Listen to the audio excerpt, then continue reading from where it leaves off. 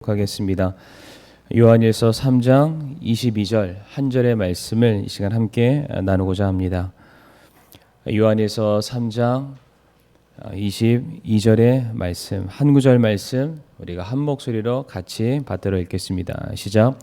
무엇이든지 우리가 구하는 것을 그분에게서 받나니 이는 우리가 그분의 명령들을 지키고 그분의 눈앞에서 기쁨이 되는 그 일들을 행하기 때문이라. 아멘. 사랑과 은혜가 많으신 하나님 아버지, 또 이 시간 또 구원받은 하나님의 자녀들이 또 주님의 몸된 교회에 이렇게 나왔습니다. 정말로 저희들 신년 또 새해 벽두부터 계속해서 또 기도로 우리가 또 무릎으로 하나님께 나아가고 있습니다. 우리의 기도에 선하게 응답하여 주옵시고 우리들의 삶 가운데 아버지께서 친히 역사 인도하여 주시옵소서. 오늘도 이 시간 저희들 또 기도하기 위해서 어떻게 기도해야 되는지 우리가 기도의 원리를 하나님의 말씀 가운데서 우리가 찾고 우리가 그대로 우리가 준행하기를 원하옵니다. 이 시간 저희들을 또 가르쳐 주시고 또 깨닫게 하여 주시옵소서. 예수님의 이름으로 기도를 드리옵니다. 아멘.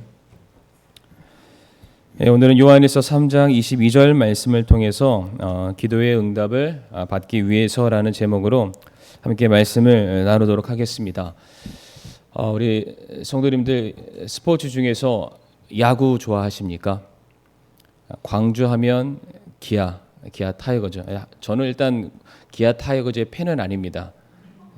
야구를 별로 안 좋아해서 제가 뭐 딱히 좋아하는 스포츠는 별로 없고 그나마 좋아하는 게 있으면은 농구를 조금 좋아합니다. 자, 그런데 야구에서 잘 치는 사람 몇 번 타자입니까?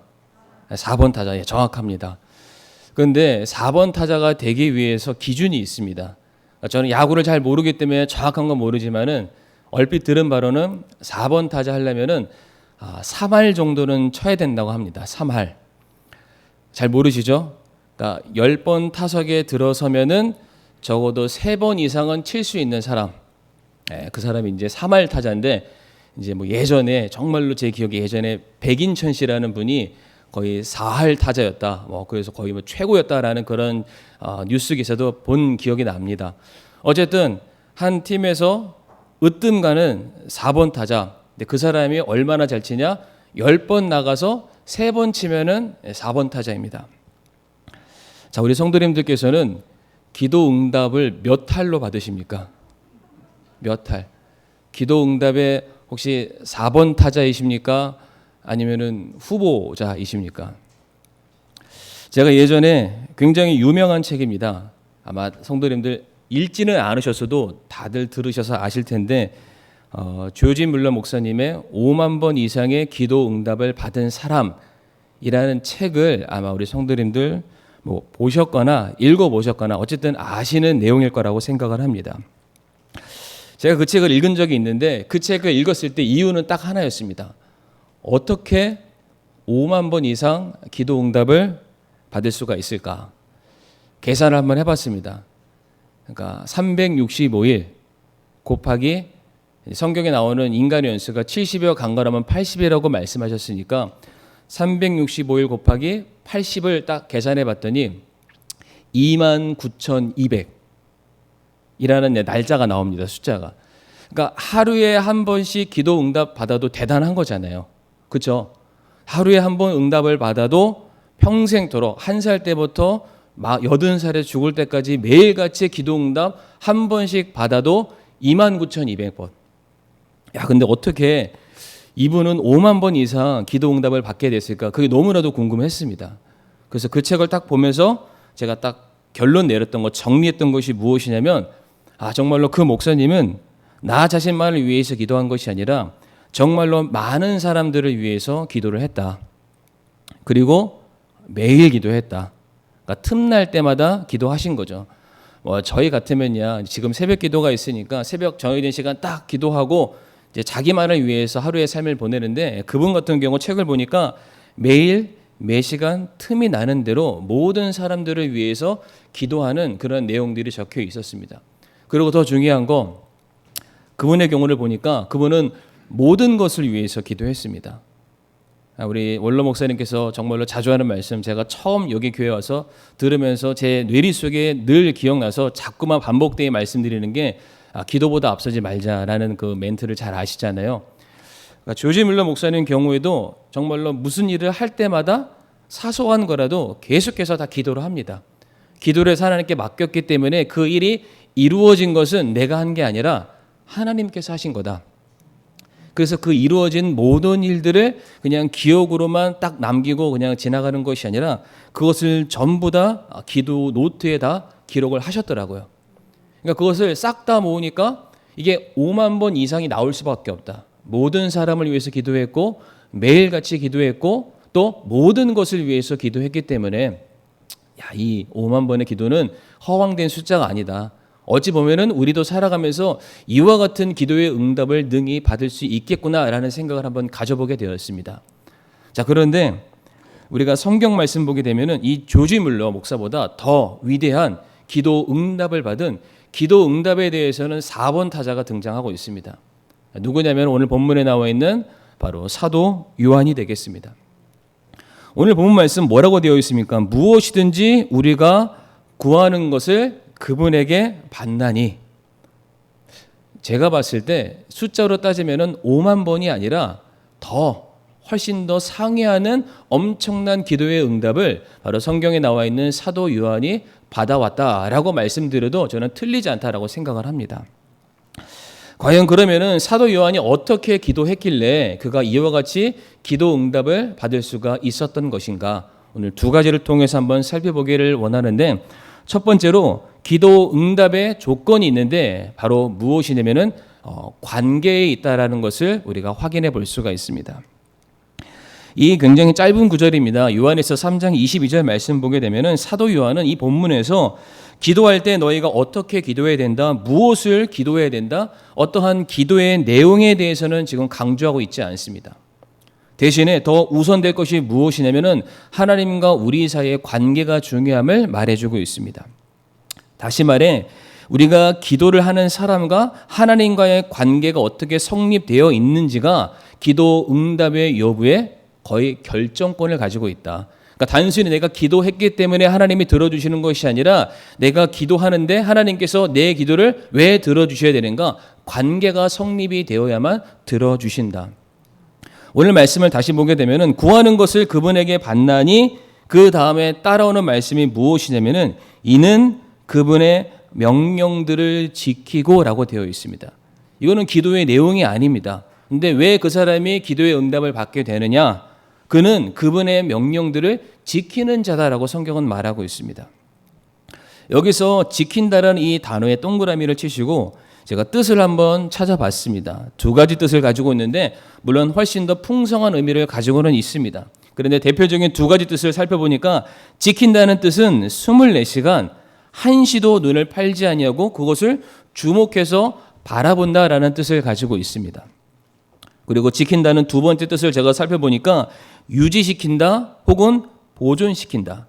그러니까 이것을 좀 풀어서 설명을 드리게 되면은 그러니까 24시간 눈으로만 바라보는 것이 아니라 이것을 내 품에 품고 마치 내 몸의 일부처럼 그 새가 그 알이 깨어나 부화하기 전까지 완전히 몸에 딱 품고 있는 듯한 그러한 모습으로 들고 간직한다, 보존한다라는 뜻이 바로 지킨다라는 단어 안에 포함이 되어 있습니다.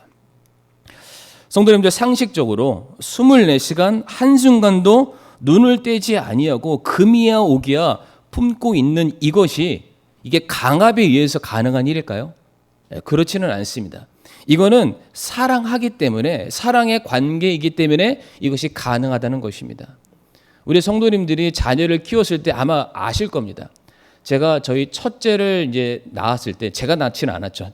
저희 아내가 첫째를 낳았을 때 이제 이게 그 산후조리원을 선택을 했는데 저희는 저희 나름대로 좋은데 선택했다고 생각을 했는데 알고 봤더니 이제 아이를 낳고 나면은 이제 옆방에다가 이제 관리해주는 그런 방이 있잖아요. 근데 원래 그렇게 해야 되는데 그걸 잘 몰라서 그 아이와 산모가 같이 있는 산부인과 그 산후조리원을 선택했습니다. 이게 정말로 큰 실수였습니다. 혹시 모르시나요? 그러니까 아기 낳고 나면은 이게 산모가 정신이 없잖아요. 그러니까 몸 조리를 해야 되는데 같은 방에서 아기가 이제 울어 제끼고 있는 거예요. 그러니까 어떻게 할 줄 모르잖아요. 원래는 다른 데는 딱 그 옆에서 그 해주시는 분들이 다 케어해 주시니까 뭘 하든 상관없이 그냥 내 몸만 잘하고 잘 적으면 쉬면 되는데, 저희는 그 첫째가 너무 귀하다고 생각하니까 이제 같은 방에 있어야 된다. 그런 데만 검색해서 이제 들어간 거죠. 근데 저희 아내가 이제 완전히 몸이 녹초가 됐으니까 이제 아기고 뭐고 자기는 쉬겠답니다. 세상에 제가 12시간을 아이를 들고 있었습니다. 계속 이렇게. 그래서 그 다음에는 전혀 다른 산후조리원을 선택했습니다. 완전히 떨어질 수 있는 그런 데로. 그러니까 지금 여기서 지킨다라는 게 바로 이러한 느낌을 말씀을 드리는 겁니다. 그러니까 상명하복이죠. 위에 어떤 권력과 힘이 있는 사람이 너 이거 지켜, 너 이거 봐야 돼. 마치 군인이 경계를 쓰는 것처럼 너 그렇게 안 하면은 너 벌 받아, 너 이렇게 뭐 혼난다, 이런 식이 아니라 정말로 사랑하는 관계이기 때문에 한시도 눈을 뗄 수 없고, 아니 떼는 것조차 너무나도 싫기 때문에 그것을 내 품에 안고 있는 상황이 바로 지킨다라는 겁니다. 예수님께서도 우리가 하나님의 말씀을 잘 지키는 것을, 그것을 단순히 명령에 순종하는 사람이다라고 말씀하지 않으시고요, 너희가 말씀을 잘 지키는 것이 곧 나를 사랑하는 것이다라고 말씀하십니다. 요한복음 14장 21절 말씀을 우리가 다 같이 한번 읽어보겠습니다. 시작. 지키는 자가 나를 사랑하는 자니 나를 사랑하는 자는 내 아버지께 사랑을 받을 것이요 나도 그를 사랑하여 그에게 나를 나타내리라 하시니라. 아멘. 이 말씀도 보게 되면은 너 내 말 들어야 돼, 내 말에 순종해야 돼, 내 말에 복종해야 돼 라고 말씀을 하셨는데, 그것을 지키기 위한 하나의 근거가 무엇이라고 말씀하시냐면은 그것은 사랑이다라고 말씀하십니다. 내가 너보다 권위가 있고 내가 너를 만든 이이기 때문에 너는 당연히 내 말 들어야 돼, 내 명령에 복종해, 잔소리하지 마, 이런 게 아니라 내가 너를 사랑하고 네가 나를 사랑한다면 우리는 서로의 말에 대해서 순종하고 복종할 수밖에 없어라고 말씀하고 있다는 사실입니다. 마찬가지로 요한복음 14장 15절과 16절에도 동일한 말씀을 하고 계시는데요. 너희가 나를 사랑하면 내 명령들을 지키라. 내가 아버지께 구할 터인즉 그분께서 다른 위로자를 너희에게 주사 그분께서 영원토록 너희와 함께 거하게 하시리니. 아멘. 우리가 말씀을 지키면 주님께서 우리 안에 거하신다라고 말씀을 하십니다. 그런데 우리 안에 말씀이신 주님께서 거하시는 그 근거가 무엇이냐? 사랑이다라고 말하고 있습니다.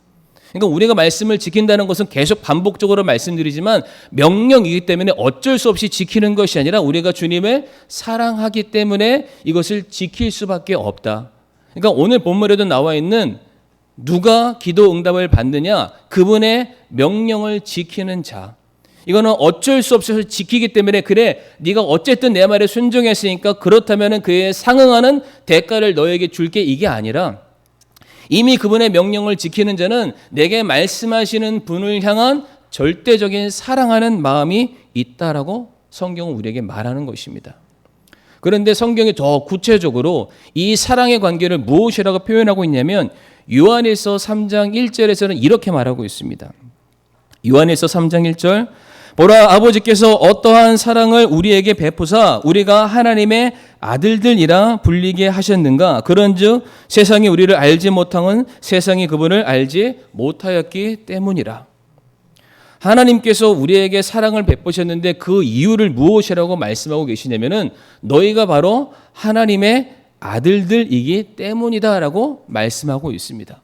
하나님이 왜 우리를 사랑하십니까? 단순히 말 잘 들으세요? 아니라는 겁니다. 우리가 하나님의 자녀이기 때문에. 명령은 그런 상명하복의 차원이 아니라 자녀이기 때문에 부모로서 당부하고 싶은 말이 있다는 것입니다. 그리고 자녀이기 때문에 내가 너를 사랑하는 그 마음을 전해주고 싶다. 당연히 부모와 자식 간의 이 관계성에 대해서 정확하게 알고 있는 성도는 나를 사랑하시는 부모님의 음성을 귀 기울여 들을 수밖에 없는 것이고 그 말씀에 순종할 수밖에 없다라는 사실이죠. 그러하기에 본문에서 명령을 지키는 것이 곧 기도 응답의 조건이라고 말씀하셨는데 성도님들 정리하면은 하나님의 명령을 잘 지키는 자들은 하나님을 사랑하는 자들입니다. 그리고 하나님을 사랑하는 자들은 왜 사랑하느냐? 내게 좋은 것을 주시니까 아닙니다. 필요한 것을 주시지 않는다 할지라도 내가 왜 그분을 사랑하느냐? 그분이 나의 아버지이시고 부모님 되시기 때문에. 그래서 정말로 기도 응답 받는 성도는 하나님을 향해서 기도를 100번 했기 때문에 1000번 했기 때문에 그것 때문에 기도 응답 받는 것이 아니라 자녀가 부모에게 기도하기 때문에 그러한 관계성이 성립되어 있기 때문에 그 자녀의 기도를 하나님이 100%다 들어줄 수밖에 없다. 오늘 본문이 그것을 우리에게 가르쳐주고 있습니다. 물론 기도의 내용도 굉장히 중요합니다. 기도의 내용 자체에 대해서 성경이 우리에게 가르치는 바가 있는데 그거보다 더 중요한 것은 우리와 하나님과의 관계 속에서 올바른 관계가 성립되어 있지 않다. 내가 그분의 자녀가 아니다. 내가 그분의 종이 아니다. 내가 그분의 제자가 아니다. 그렇다면 하나님께서 우리의 기도에 응답하실 이유가 어디 있겠습니까? 오늘 본문은 말하기를 어떻게 우리가 기도 응답을 받을 수 있는가? 바로 우리가 그분의 자녀이기 때문에 관계성에 대해서 말하고 있음을 우리 성도님들 기억하시길 바라면서 정말 우리 사랑하는 성도님들 하나님의 자녀됨을 믿으십니까? 그렇다면 담대하게 성도님들이 바라고 구하시는 것을 하나님께 아뢰 수 있는 저와 성도님들이 되기를 바랍니다. 두 번째, 기도 응답의 두 번째 조건이 있는데 오늘 본문에서 말하는 것은 바로 반응에 있다라고 우리에게 가르쳐주고 계십니다. 기도 응답의 조건은 무엇이라고요? 반응에 있다. 오늘 말씀 다시 한번 읽어보게 되면 무엇이든지 우리가 구하는 것을 그분에게 받나니 조금 뛰어넘어서요. 그분의 눈앞에서 기쁨이 되는 그 일들을 행하기 때문이라 라고 되어 있습니다. 무엇을 구했는지 어떻게 구했는지 그 내용들은 나와 있지 않지만 첫 번째로 그분을 사랑하기 때문에 그가 기도 응답을 받는 것이고요. 두 번째로 그가 받은 기도 응답에 대해서 그가 하나님 앞에 기쁨이 되는 일들을 행하기 때문에 소위 말해 사랑받을 짓을 하기 때문에 그 사람이 기도 응답을 받을 수밖에 없다라고 가르쳐주고 계십니다. 성도는 이것을 조금 더 풀어서 설명을 드리게 되면은 단순히 어떠한 사람이 하나님께 기도했는데 그거에 대한 기도 응답을 받아서 기쁘다는 게 아니라 이 말씀의 뜻은 하나님께서 내가 기도하는 것에 어떠한 내용이라도 상관없습니다. 그것이 내가 기도한 것과 똑같더라도 아니 내가 기도한 것과 전혀 다르다 할지라도 내게 주신 하나님의 응답하심에 대해서는 이것이 내게 가장 유익한 것이다. 가장 선한 것이다. 그러하기 때문에 내가 이 하나님의 응답 앞에 내 온전한 신앙의 고백 믿음의 고백, 기쁨과 감사의 고백을 쏟아내는 바로 그 성도. 하나님께서는 그와 같은 성도들을 향해서는 쉬지 아니하고 그의 기도에 응답하실 것을 약속하고 계시다는 겁니다.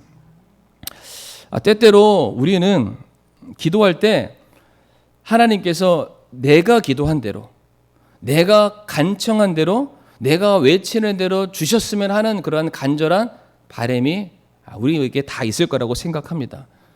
왜 그런 마음을 갖냐면 대표적으로 그렇게 하는 게 가장 최선이라고 우리가 믿기 때문입니다.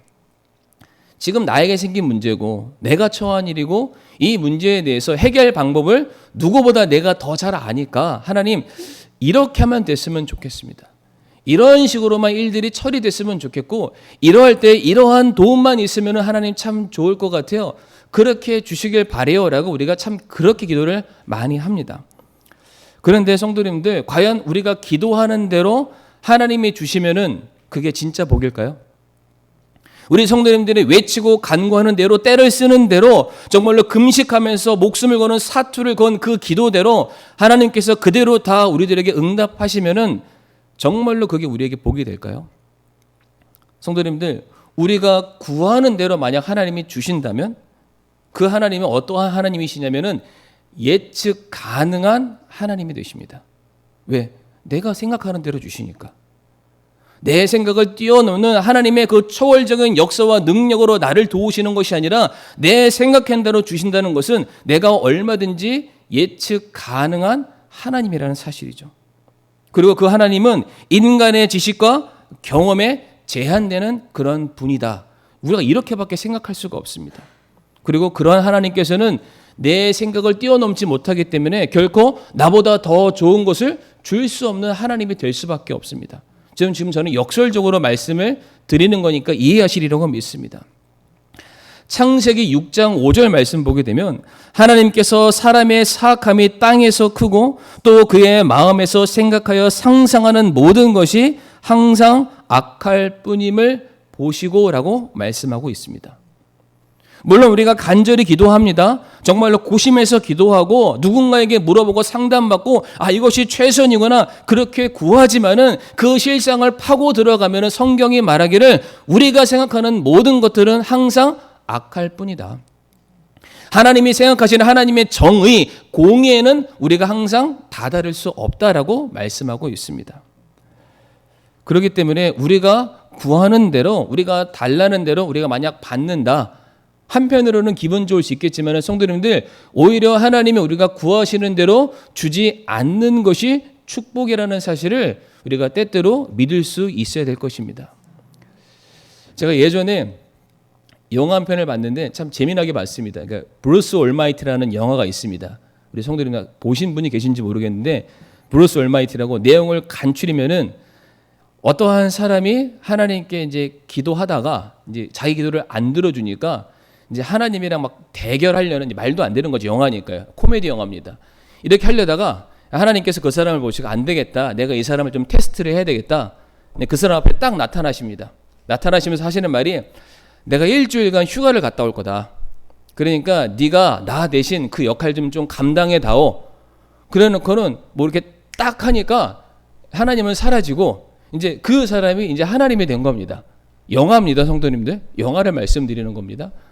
자, 그런데 이제 그 사람이 하나님이 되자마자 갑자기 자기 귀에 웅얼 그러니까 뭔가 소리가 들리기 시작하는 거예요. 그러니까 처음에는 이제 막 귓구멍도 막 이렇게 해보고 뭔가 했더니 세상 모든 나라 사람들이 자기를 향해서 기도하고 있는 기도의 내용이 들리기 시작하는 거죠.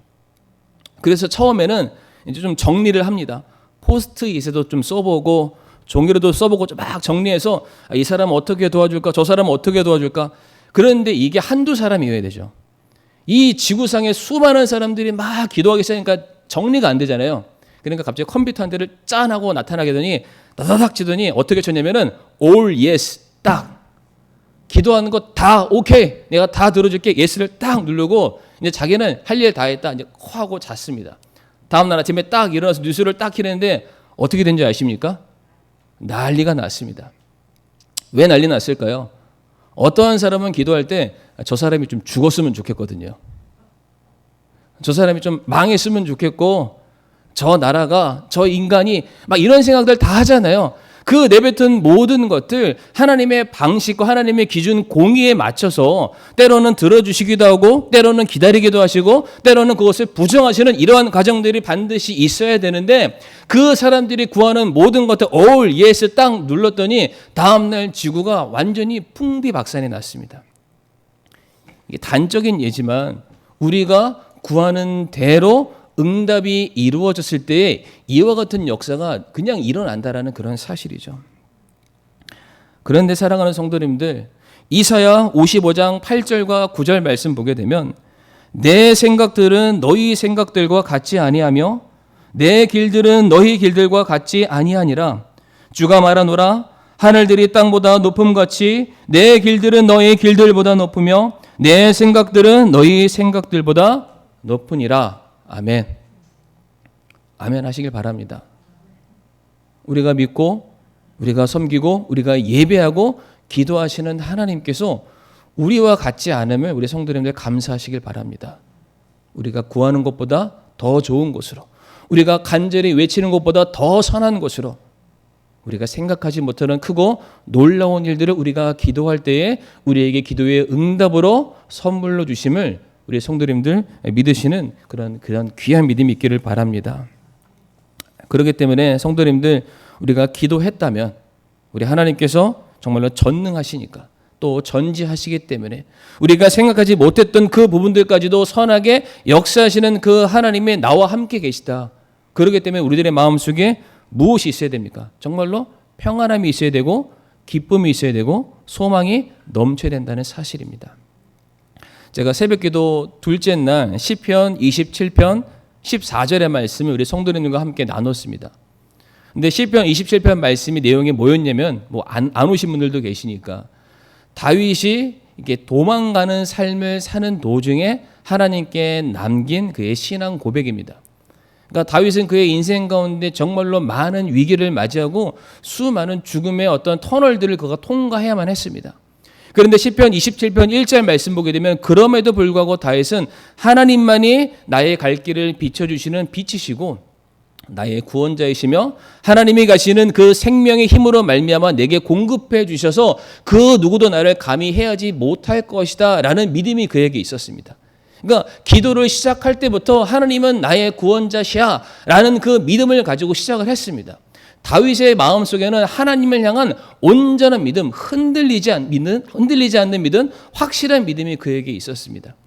그런데 다윗이 왜 시편 27편의 말씀을 남겼냐면은 바로 자기 자신을 위해서 기도했습니다. 하나님은 변치 않으시는데 나는 흔들린다는 겁니다. 하나님의 약속은 반드시 성취될 것을 나는 믿는데 그 믿음, 그 응답이 이루어지기까지 내 기다리지 못하는 나의 연약함을 놓고서 하나님께 기도를 합니다. 그래서 시편 27편 14절 말씀 보게 되면 주를 바라며 크게 용기를 낼지어다 그리하면 그분께서 내 마음을 강하게 하시리라 내가 말하노니 주를 바랄지어다. 다윗이 지금 자기 자신을 향해서 외치고 있는 고백입니다. 다윗아 너 겁내지 마. 하나님이 내 기도 들어주실 거야. 용기를 내자. 그러니까 이 세상의 어떤 위협과 환난 가운데 쉽게 두려워하지 말자. 내 마음을 강하게 하자. 그리고 나를 억누르는 주변의 세력을 바라보는 것이 아니라 하나님만을 바라보자. 다윗아 스스로에게 지금 고백하고 있는 것입니다. 바로 오늘 본문에서도 바로 사도 요한이 무엇이라고 고백하고 있습니까? 어떠한 사람이 기도 응답을 받습니까? 하나님께서 내게 주신 모든 것들, 내게 가장 선한 것, 내게 가장 귀한 것, 가장 놀라운 것이라는 그 믿음으로 말미암아 어떠한 상황이 내 앞에 처했다 할지라도 나는 그것을 기쁨으로 감사함으로 받아들이겠습니다.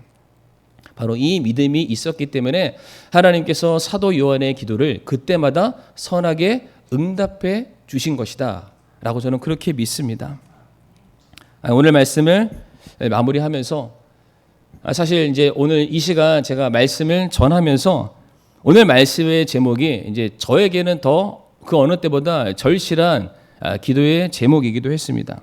아시는 분들은 아시겠지만 어제 저녁에 제 둘째가 이제 갑자기 이게 다쳤습니다. 다쳐서 이게 제가 아이를 데리고 병원을 오가는 과정 속에서 참 생각이 정말로 많았습니다. 왜냐하면 아이가 다치는 그 순간 저는 제 방에서 새벽 설교를 준비하고 있었고 저희 아내는 새벽 기도 모임을 위해서 뭔가를 만들고 있었습니다. 그러니까 하나님의 영광을 위해서 뭔가를 하고 있었거든요. 그러니까 저희 딴에는 그리고 집도 굉장히 그러니까 적막했고 되게 조용했습니다. 뭐 장난치거나 떠들거나 그런 분위기 아니었고 서로가 자기에게 주어진 일들을 하고 있는 딱 그런 상황이었는데 잠시 잠깐 한눈판 사이에 이제 그런 일이 딱 일어나게 되었습니다. 그러니까 5만 가지가 생각이 나더라고요. 무슨 일일까? 왜 나한테 이런 일들이 일어나게 되었을까? 근데 이런 생각하는 딱 도중에 제가 아침마다 성도님들과 함께 나눴던 그 설교의 내용들이 제 머릿속을 싹 하고 지나갔습니다. 설교의 내용이 뭐였냐면은 첫째 날이 아굴의 기도였죠. 일용할 은혜를 내게 주시옵소서. 부하게도 마시고 가난하게도 마시고 오늘을 살아갈 수 있는 은혜가 내게 있길 원합니다. 둘째 날 다윗, 방금 전에 말씀드렸던 그 내용 또 머릿속에 기억이 났고요. 또 오늘 아침 신명기서의 그 왕의 기도처럼 내가 하나님만을 의지하고 있는가? 내가 영적인 거룩함을 사모하고 있는가? 내가 하나님보다 더 앞세우는 그런 것들은 없는가? 이제 그런 설교 내용들이 싹 지나가면서 과연 나는 성도님들에게 우리가 이러한 마음으로 기도했으면 좋겠습니다. 어려운 환경 속에서도 이렇게 우리가 신앙의 반응을 보였으면 좋겠습니다라고 제가 그렇게 말씀을 드렸는데 과연 나는 정말로 그 말씀대로 내가 먼저 그 말씀에 온전하게 반응하고 있는가? 그 생각이 들었습니다. 그러니까 동일하게 어려움을 맞이하게 되면서 정말로 차상욱 너는 하나님께서 반드시 구해주시고 선하게 역사하시고 지켜주시고 낫게 해주실 것을 너 자신이 믿고 있냐? 너 만약 그렇지 않다면 하나님께서 너 안 도와주실 거야. 그런데 그것이 사실이라고 너가 믿는다면 하나님께서 친히 역사하심을 이번 일들을 통해서 반드시 보여주실 거야. 상호가 믿자. 라는 생각을 갖는 시간을 제가 계속해서 지금 갖고 있습니다. 그러면서 제가 이제 저희 아들 재영이한테 물어봤습니다. 재영이 하나님 믿지? 네, 하나님 믿어요. 재영아, 하나님께서 너 고쳐주실 것을 믿어? 네, 믿어요. 100% 믿어요. 이러는 거예요. 그러면서 하는 말이, 그런 얘기 해준 적이 없었는데 뭘 얘기하냐면, 나아만 장군이 요단강에 들어가서 나왔을 때 그 피부가 깨끗해진 것처럼 자기도 그렇게 될 거라고 얘기를 하더라고요. 그러니까 저는 이 사건을 통해서 제 아이의 믿음을 발견하게 되었고, 내가 하나님 앞에 지금 어떠한 자세로 서 있는가를 발견하게 되었습니다. 아마 제가 하나님과의 관계 속에서 제가 하나님의 자녀라는 것을 잊고 있지 않는다면, 그것을 온전히 붙들고 있는다면, 그리고 내게 주신 어떠한 상황임에도 불구하고 내가 그것을 기쁨과 감사함으로 받아들일 수만 있다면, 하나님께서 반드시 제가 기대하고 바라고 구하는 것보다 더 좋은 것으로 저의 삶에, 그리고 우리 사랑하는 성도님들의 삶에 선하게 역사하시고 응답하실 것을 믿습니다. 그 믿음으로 우리가 계속해서 기도를 하나님께 나아가기를 원합니다. 이 시간 함께 우리가 머리 숙여 기도하겠습니다. 우리 사랑하는 성도님들은 하나님과 어떠한 관계를 맺고 계십니까? 그리고 그 기도의 응답 앞에 정말로 기쁨으로 맞이하실 준비가 되어 있으십니까? 우리가 분명하게 믿어야 될 것은 우리가 구하고 바라는 것보다 더 좋은 것으로 허락하실 우리의 하나님, 신실하시고 사랑 많으신 우리의 아버지 되시는 하나님을 우리 성도님들 더욱더 굳게 붙들고 정말로 저희가 기도보다 앞서질 않기를 원하고 정말로 기도 가운데 날마다 하나님만 붙잡고 나아갈 수 있는 그런 귀한 믿음이 있기를 간절히 소망합니다. 이 시간 잠시 머리 숙여 기도하고 우리가 찬양으로 영광 돌리겠습니다.